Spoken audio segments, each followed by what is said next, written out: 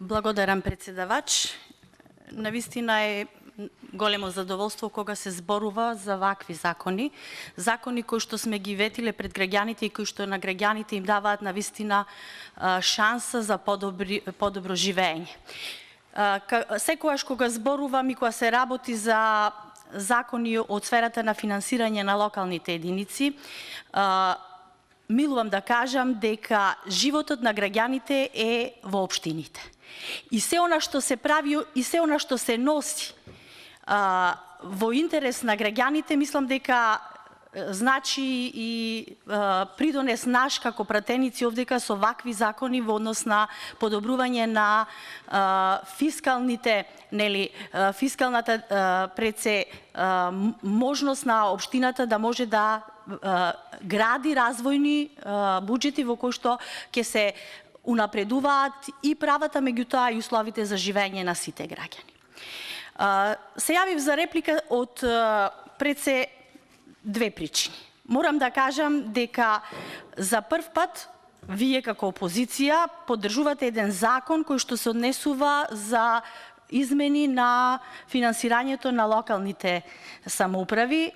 Имавте своји причини како опозиција кои што ги наведувавте во претходниот, да речам, период, кога сметавте дека на тацна на градоначалниците на општините кои тогаш беа раководени во повеќето над 90% од Социјалдемократскиот сојуз, на така наречените што ги нарекувавте неспособни градоначалници, кои ако погледнете сега од друг аспект, ќе видите колку многу направиле заради тоа што сме донесувале такви закони, сме им овозможиле всушност на нашите граѓани, заеднички, нашите граѓани, граѓаните кои независно дали се од политичка провиненција, СДСМ, ВМРО, ДУИ, дали се од Алијанса, сите тие се граѓани.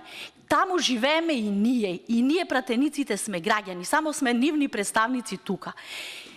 Сега во однос на овој закон, зошто сметам дека е врв на она што ние цело време финансиски сакаме да ги осамостоиме и да им дадеме на општините крила за развој.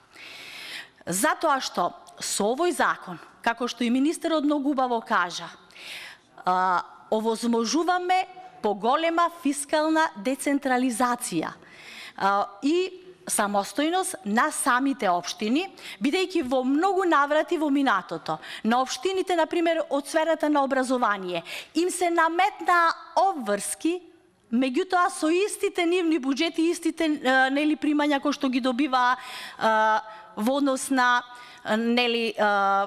данокот кој што го добива или износот кој што го добива од државата.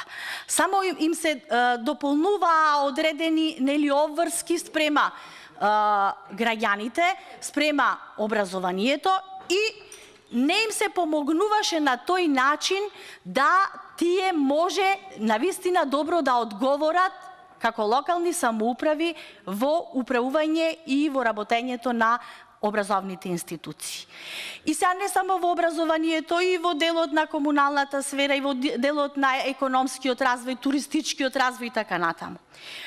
Поголемата фискална, значи самостојност, како што каже и министерот, ќе значи и дисциплина поголема во локалните единици, тоа ќе значи и повеќе примања во однос на финансиите на самите локални самоуправи. Тоа значи подобри развојни буџети, повеќе планирани активности, подобри услови за нашите граѓани.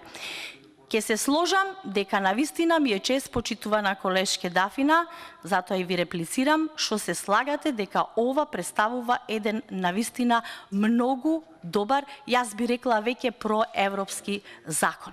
Ви благодарам.